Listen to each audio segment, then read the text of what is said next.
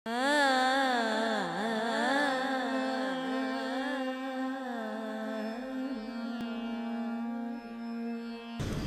forward, we are delighted to present Dr. Abaji Thate oration. Tertiary medical centre का सामाजिक परिवर्तन में योगदान. Dr. Abaji Thate, one of the pioneer of NMO from Maharashtra, and a great personality and indeed a remarkable social worker, was a man of great honor, integrity and wisdom. For this occasion, we have our very respected speaker, Dr. Aruna Vanikar, Karnavati NMC member and All India Advisory Board member, NMO. Ma'am, please come on the stage. Give a huge round of applause for Dr. Aruna Vanikar, ma'am. I would also request Dr. Girish Shah sir to please come on the stage to felicitate Dr. Aruna Vanikar, ma'am.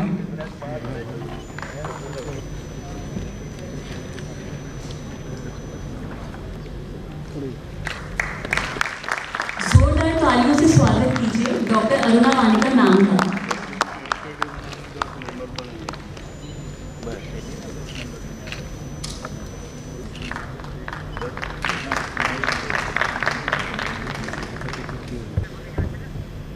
Namaste and pranam to all of you here, Atmiyajan. It is a special moment for me. I am humbled and it's a privilege to give the talk here for several reasons. Kolkata, Bengal is a Devbhumi for me because Ramakrishna Paramahansa Dev belonged to this place. Swami Vivekananda was from here. And apart from these people, some more connections of the root of NMO. Dr. Helgevarji was the student from Kolkata Medical College.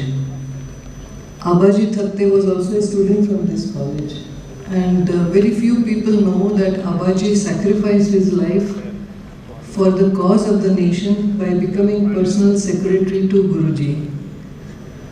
And so much was his devotion कि जब गुरुजी ने देह छोड़ा 1973 जून में, कुछ लोग थे साथ में, 2-3 लोग थे, आबाजी थे, चौथाई वाले थे. तब आबाजी को बोला शाम को, आबा समय हो गया है, ले आओ. और कोई कुछ समझे नहीं कि क्या ले आओ.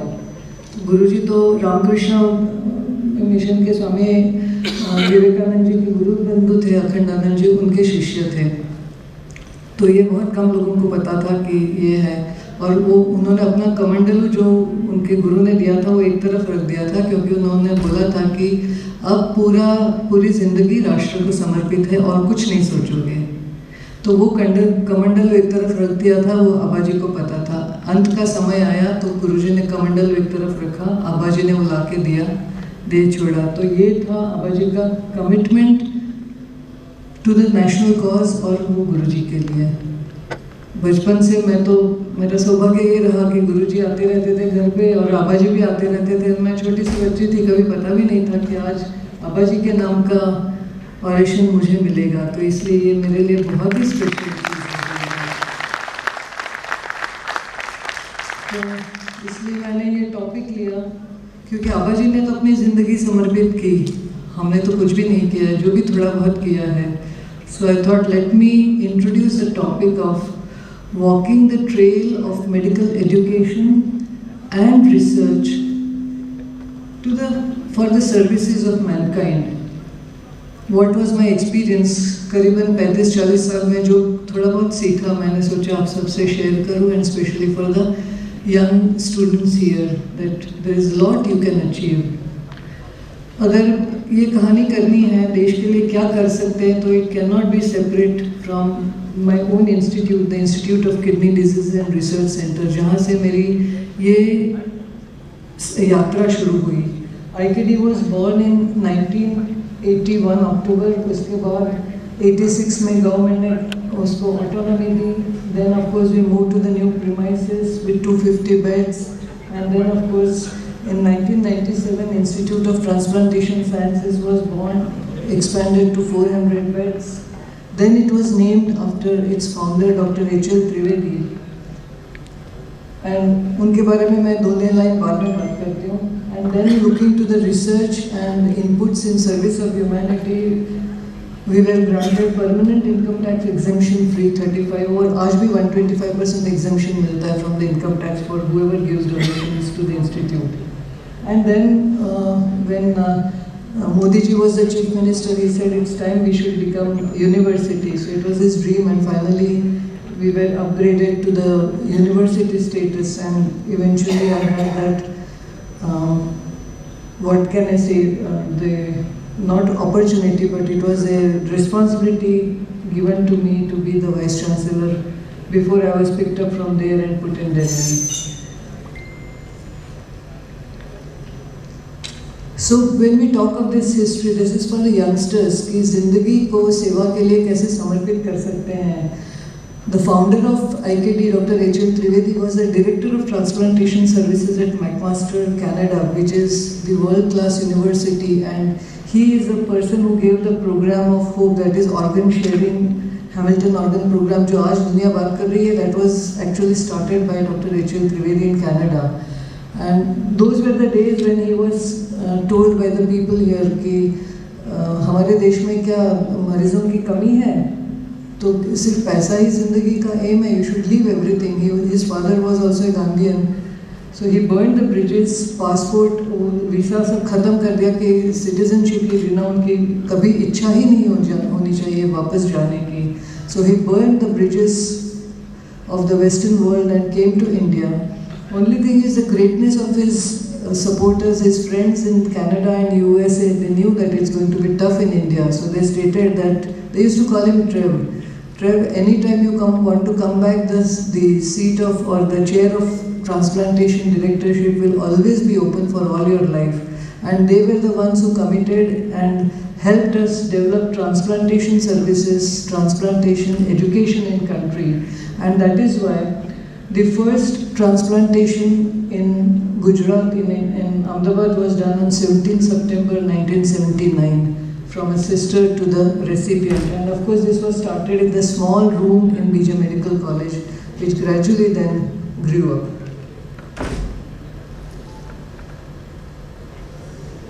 Now when transplantation comes, it is not just putting or removing an organ, surgical removal of organ and putting it in. Before doing that, the immunological testing has to be done.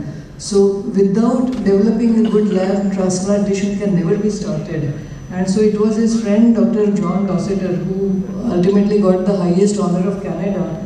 And he and his team were helping us out by staying here for years together and developing. And Susan said, man, this lady, that time she was a technician, she stayed in Ahmedabad for 1 year and roamed about on this bicycle in the streets of Ahmedabad, bought small things and developed a lab. This is how she trained. Today, of course, she is the director of transplantation lab at Boston, Mass General. So this is how people have helped. And this is the record of the first transplantation, the deceased donor. Actually, cadaver is a word which should not be used because cadaver is less, less respectful, and it means it's dead. So it should be called as deceased donor, which the first time was done in 1987 in Ahmedabad. And my journey started, I was again picked up by Dr. Rachel Trivedi at that time. And 92, I left BJ Medical College and joined the institute as a tutor. And of course, I started everything. My training was not just clinical in the lab, but in the lab, looking to the microscope and lab work. But I also regularly was one of the main persons even in the clinical rounds and everything. In our institute, we don't have a segregation of clinical and non-clinical people. We also join the rounds, as you can see here, and make important decisions at every step. And the most crucial thing is we are fond of quoting Gandhi, that at the end, all the business operations can be reduced to 3 words: the people, product and profits. People come first. Unless you have a good team, you cannot do much with the other 2. And this is the story of Chrysler, which was making a loss and converted into a profit-making company by Lee Iacocca, the founder. So this was his statement. And this is how we developed. And the rounds, as you can see, all of us actively involved in patient decision. Now, when you have to do the kidney diseases, that time in 80s, people hardly knew anything about kidney diseases. And one of the strongest support for diagnosis in nephrology is pathology. As I always like to tell everyone, that nephrology is lame without pathology and pathology is blind without nephrology. A person, especially the kidney pathologist, they have to know nephrology as good as that of a nephrologist. Without that, we cannot become a good nephropathologist. And of course, then gradually in 2003, I became the first renal pathologist of the country to support a good renal and transplant pathologist so that we can make the diseases and diagnosis of kidney disease and further development into transplantation.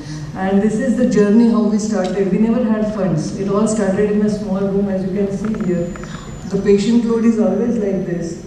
And we have to see to it that they get the proper place to sit, place to get the testing done, how to tackle the problems, and several problems were occurring. For example, 24 hours urine sample. It's very crucial to decide the nephrotic syndrome, and in children to get that, it's a very difficult thing.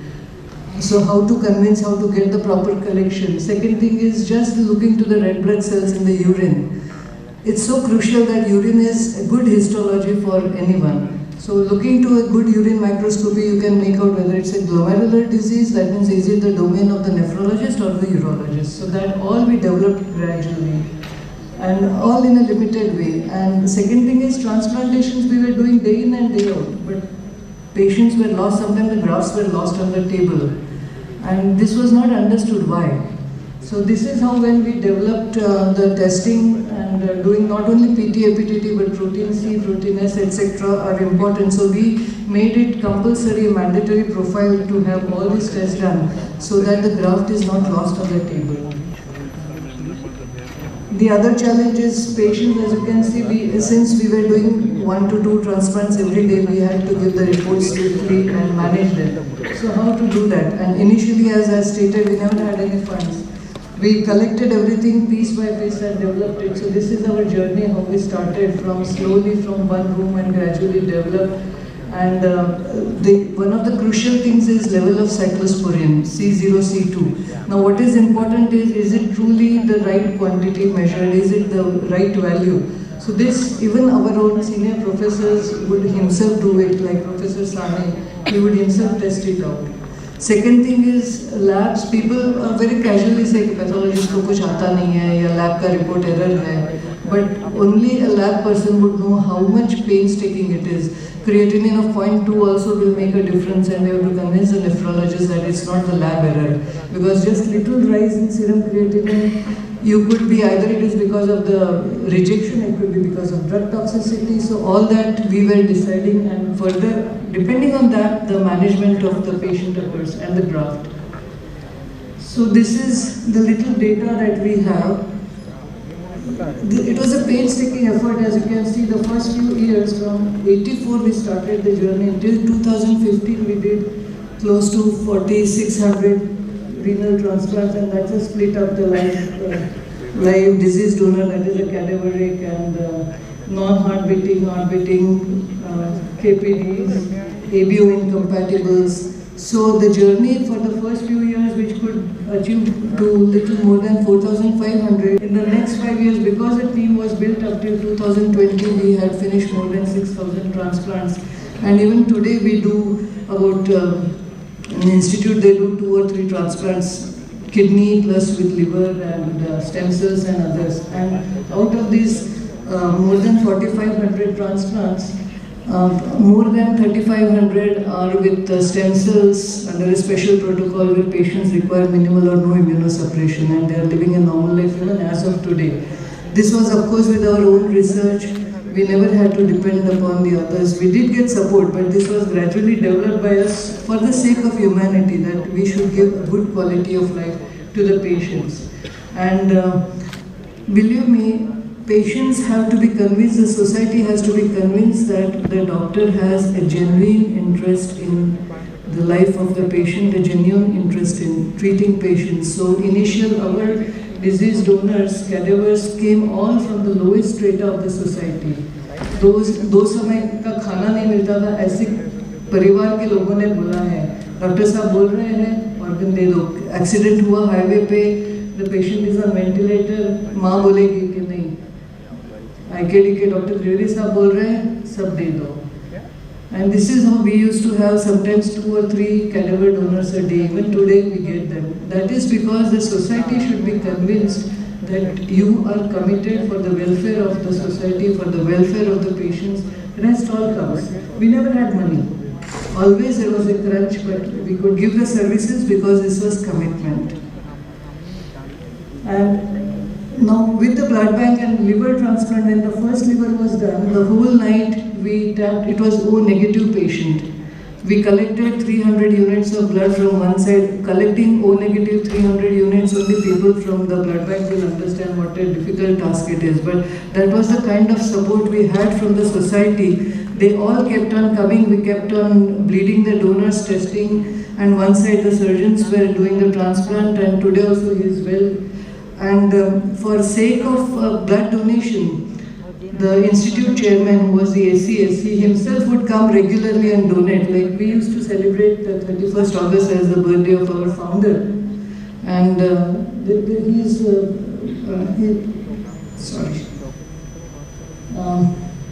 Sri Rao, who was the secretary, he is the one who has changed the scenery of Surat. So when taking history, I would say, Mr. Rao, have you donated blood? Aruna ji, I have not donated blood. ले लो, फिर blood ले लेंगे, फिर बोलेंगे I'm sorry, I lied to you, मैंने पिछले महीने blood दिया था, but I did not want to miss the occasion of blood donation on this special day. So this was a kind of commitment even from the bureaucracy for our institute. And this comes when the whole team is dedicated.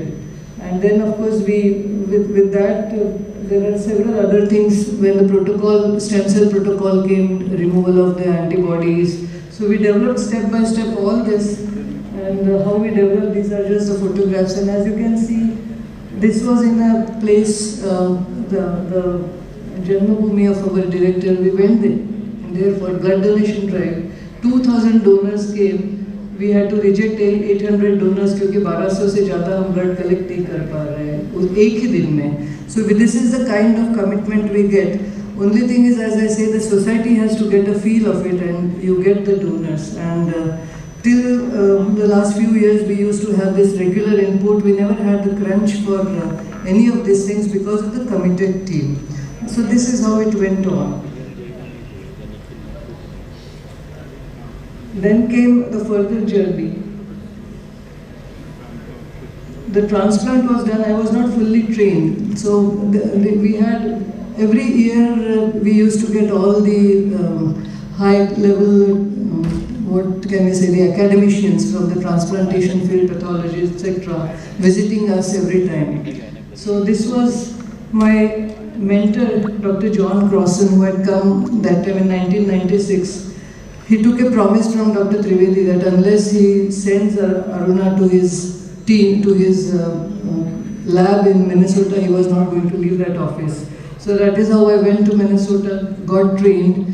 It was a different story that when I went, as I was taken in as a student, but the first day itself they found that I was competent enough, so I became the reporting pathologist from the day one. But that was a time I had never seen an electron microscope, and we never thought that we'll be able to purchase an electron microscope. But the department chair, Dr. Anderson, some of the pathologists would know the Anderson textbooks are there. He himself would be sitting with me and training me on the electron microscope. And of course then gradually we trained the other people. And this is how we then gradually developed. And you will be surprised that my first teacher in renal pathology was a nephrologist, my guru Dr. H.L. Trivedi. After that, of course, the others came, and Dr. Crossan, my teacher, trained me into the various aspects. And that is the team at Minneapolis.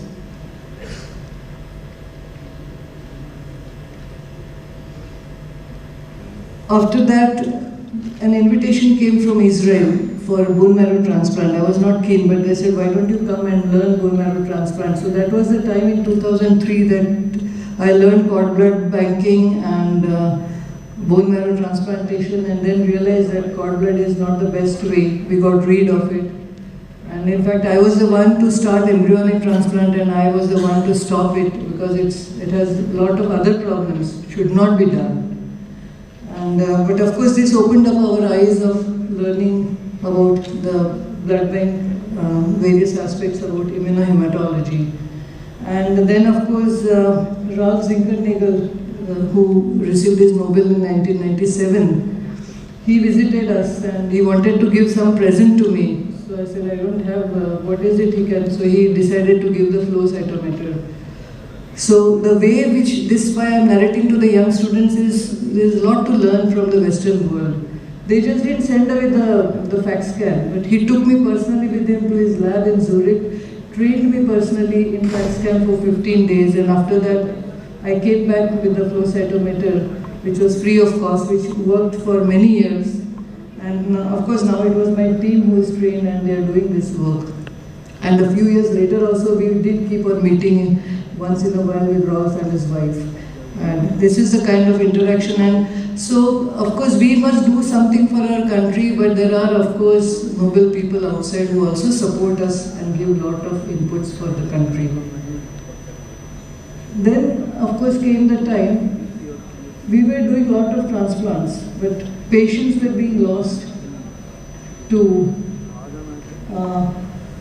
the rejections. We did a lot of world records, like 10 organs, 10 transplants in a day, lots of kidney transplants, and then there were a lot of talks about us in the press all over the world. As you can see, the laparoscopic robotic, in fact the vaginal transplantation was also done, so all these records are there. So a lot of work and put in. It was the whole team which was doing all this work.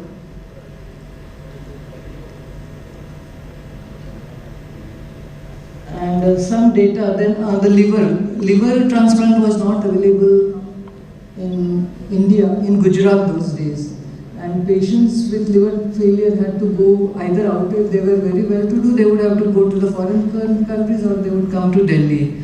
So our own surgeon, who was a urologic surgeon, he was trained into liver by, again, another noble act by the chairman of Nobel Assembly from Karolinska. He took our team, trained them, and that's how they're able to do the liver transplants.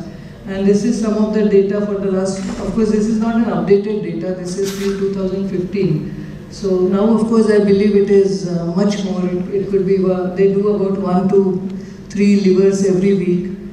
It's a huge number. And again, the story which about the first liver transplant, O negative blood, this is the person who was transplanted, the first transplant recipient, liver transplant recipient. Now transplantation of course we were doing, but we were losing grafts to the rejection. So what was the way out? This was the time when my mentor Dr. Trivedi kept on coaxing, Aruna, you must do something, do some research about stem cell. What is it that you are doing?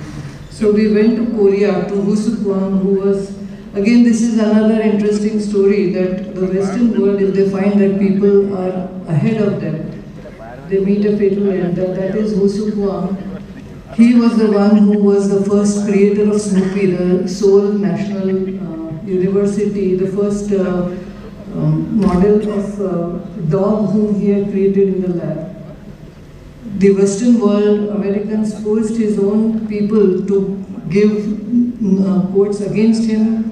They were taken away, and the same team is now working in Pittsburgh and in Chicago, and ultimately the hero of one time became a problem for the whole country, and he committed suicide a few years later.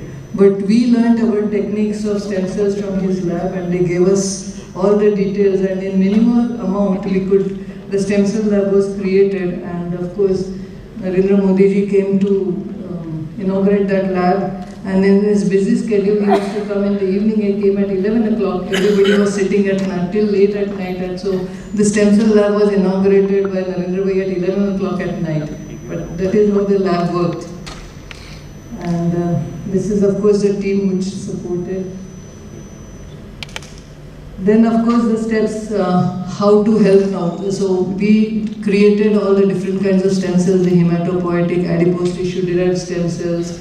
I have trained at the peripheral blood stem cells. So this is the team which I have trained, and this is how it is being done in the lab. That is of course collection of bone marrow, how it is taken, treated in the lab, and the adipose derived stem cells, the whole procedure of doing it. And the major advantage of these stem cells, it's a patented technique by me, the hematopoietic and the adipose-derived mesenchymal stem cells. Those in the field of transplant would know that patients have to be on lifelong immunosuppression just to keep that organ alive. And with the stem cells, what I could achieve is, you can see here, the expected survival in the Western world. 5-year survival is anywhere from 42 to 54%, and 10 years is from 30 to 56, depending upon the race. If it is Negroes, it is 34, and whites, it will be 56. As against that, with our stem cells, now of course this is the latest publication which I did 2 years back. They have finished 20 years, and the survival is about 88% with minimal or no immunosuppression. And we have some more than 3,000 patients who have got this achievement, which is the only thing in the whole world. Nobody has been able to do it. And patients are living a normal life with just 1 tablet of Azuran or half a tablet of MMF with this or no drugs. And they will be roaming around anywhere in the streets. So this is what the stem cell research could give to our patients, and believe me, this is the only center in the whole world who have achieved it. Then, and the way of monitoring again, now for monitoring we got the help from Paul Terasaki, who is the inventor of tissue typing. So Paul and his team used to stay with us for the whole year. And should I try to finish early? Okay. So this is how I monitor, and again this is the only unique way we can monitor a patient. For example, how many days since transplantation, is this a biopsy, what are the antibodies, will they cause harm or not. So this was again a unique way which we developed together with Paul and the team. And we could measure them, and again this is the only unique thing done by us. Nowhere else in the world has this been done.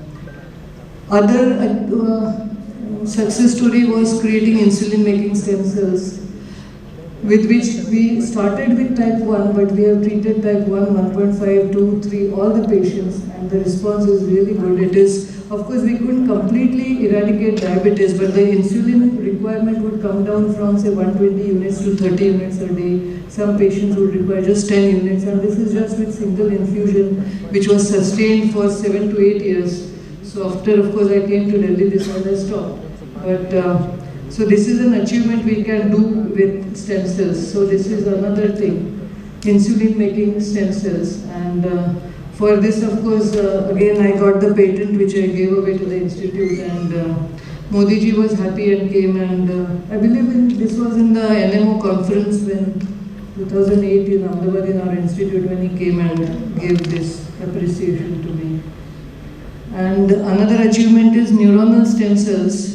As you all are aware, once a patient has paraplegia, he is lifelong gone. Everything below would be gone. Bladder, bowel, movement, everything is gone. So we have generated neuronal stem cells also, which have worked in cerebral palsy and several other diseases. And this is the protocol how it works. And we published this paper for about 10 patients, how with all these problems, how it worked, and the response.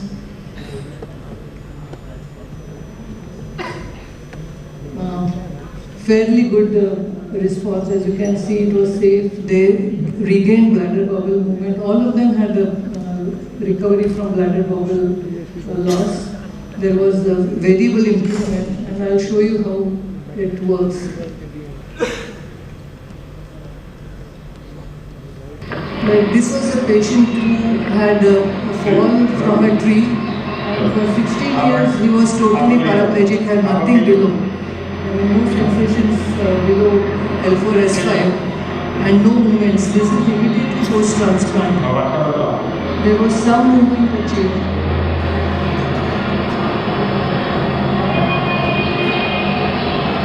This is immediately after that, and I will just show you to save the time.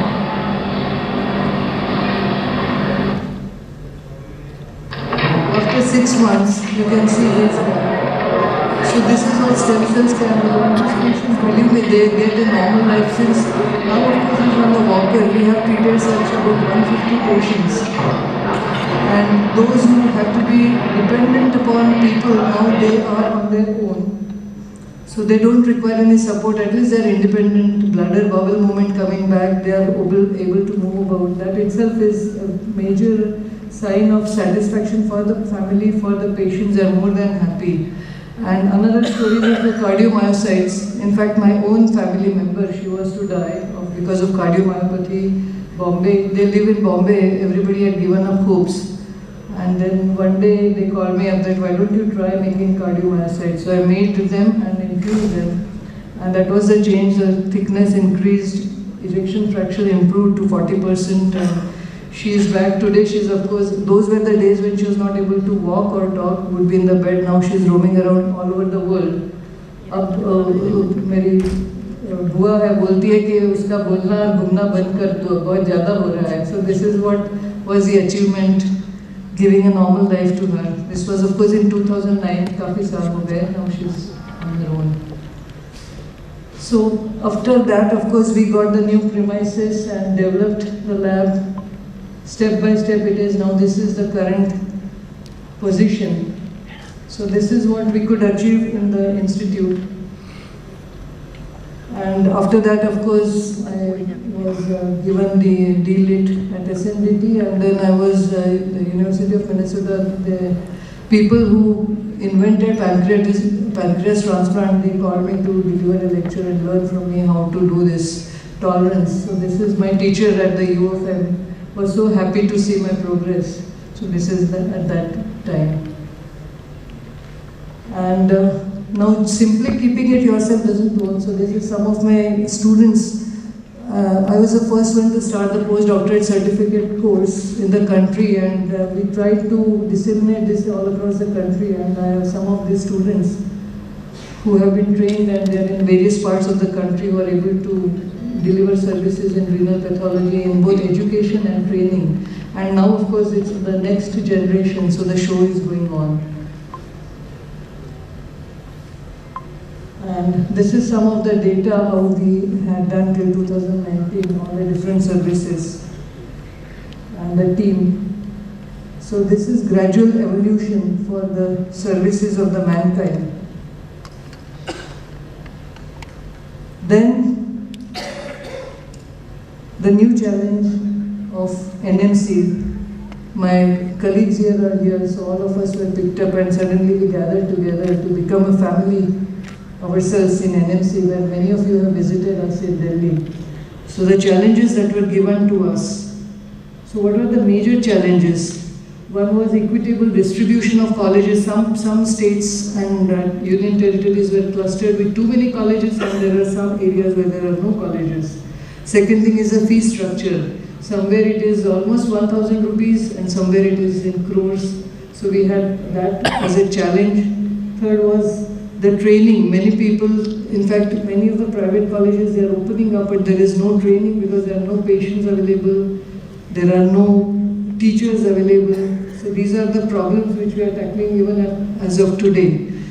And the whole day we are talking about attitude, ethics, compassion, how should we train. So this is our main agenda, how to give the best of education, how to inculcate sympathy and responsibility and tell the students to be responsive and caring for the patients. So these are the various steps that we have taken, how to handle the COVID pandemic. So the few things that we added up was, the first challenge which I took up was foreign medical graduates. Some of you may be aware that these people, they take the degrees without even going there. And even today we are facing those problems. So we of course published this, that people should not go abroad, we should be trained here itself. Why should not give the training to our students? And the issue was giving good education, giving at a reasonable rate. So both these the government have addressed, and we are trying to dissuade the students from going abroad. And because their output is not really good. And even today the show is going on, but we hope that we will be able to achieve this control and this success. And the Honorable Minister was also very keen and positive, and he supported us, and we used to have regular meetings with the different groups. Some of you have joined us in these meetings. The other thing was, we have been hearing about stress to the students in medical education. So we introduced Charak Shapat to raise our own moral. We introduced yoga, so to yoga, and then gradually they can even go for meditation. This will alleviate their stress, this will teach them how to be compassionate, how to develop equanimity, at least to have some control in their own outlook. And the most important thing was family adoption. The aim of giving family adoption was multi-purpose. One was rural outreach. NMO is doing a wonderful job of arranging medical camps. Seva Basti mein saal mein ek baar jate hain. But with this family adoption, what we are insisting is we should have 5 families, every student, so that just learning in the hospital on the skills lab would not be there. They would actually be interacting with the families. They would actually take the responsibility of the family by being a mentor to the young children of the family, sharing the responsibilities, learning themselves how to tackle. And so when they come out, they become good health leaders. Along with this tree plantation, herbal medicines, the medicinal plant, all this has been introduced into the family adoption program. The other thing is, we just heard Honorable Minister, we don't have the Indian data. We say that 120/80 is the blood pressure, but this is not the Indian blood pressure. This is what the Western world has told us. So if this family adoption program is done sincerely, every state, if the data is collected, then in fact, so much of material will come out. The community medicine departments of the colleges, state-wise, they can collect together and get out their own data. Because once every year they will be having the measurements of blood pressure, hemoglobin, blood sugar. So this will give us a data of what are the normal parameters or the basic things of our population. And we can come out, and this will also make them interested, and we can have our own data publication for several levels, including the students. So this is the main aim, and multi-purpose. So if it is done, this will be taking care of several things. And we personally checked out in a few colleges, and this is where me and Vijayendraji visited, and the families and the students were also very happy. In fact, in one of the families, the student came with us. This was somewhere in Telangana. So the boy, I just asked him, "Ki kya problem hai?" I said, "My dadi has this. मेरी दादी को heart का problem है. भाभी ने delivery की है. बच्चा 3 महीने का होगा. उसको सारे we have to give all the vaccination programs." So we sat for 15 minutes, and when we were leaving, the house lady who held his hand, "अरे मेहमानों को जाने दो, तुम बैठो हमारे साथ." So this is the aim for us to develop the ideal Indian graduate, which we are achieving through this. So this is the example, and just a few pictures of our visit to these various places in the country. And we also are regularly meeting on the videos with all the stakeholders, that is the deans, medical education units, vice chancellors, the directors of medical educations, the regional centers, nodal centers, and further up we have added now this year. We have made the basic course in medical education and the advanced course in medical education. We are trying to make it more simple and easy to become acceptable. Other idea we are discussing with all these teams is education in bilingual languages. Because all over the world, English-speaking countries are less. French, German, Arabic, Hebrew, all these people, Japanese, they teach in their own language. Believe me, they are Nobel laureates, but they don't know even 2 lines in English. But they are still one of the best doctors or researchers in the world. So the idea was, why don't we try that in our country? So we are discussing this out. Initially there was of course lot of resistance, just like Swami Vivekananda says that for any new idea there will be first be opposition, ridicule, then there will be resistance, and then there will be gradual acceptance. So I believe the same will happen for education in bilingual languages, because still people are not ready and to accept that idea. Because when NEET can be conducted in 13 languages, gradually we can introduce education in different languages. Technical words will remain the same, but they can interpret and they can explain to the teachers in the local languages, so this time will be saved and this will help out. So in fact, all of you know Madhya Pradesh has already come out with the textbooks in Hindi. Similarly, other states are also coming up with the languages. In fact, in Maharashtra, they have the PG course in pharmacy, they have started in Marathi. So gradually, of course, it will take time, but this will pick up slowly. And this is a thought for all of us, how to improve. So this is only so that we become better and better. And the last challenge which we took up was, you must be aware that from many Hindus had to flee from Pakistan, they came to India. शरणार्थी के रूप में आए थे, पर उनको doctor का status नहीं मिल रहा था. So with some of the friends who were sitting in the audience, we could make the examination paper, we conducted exams.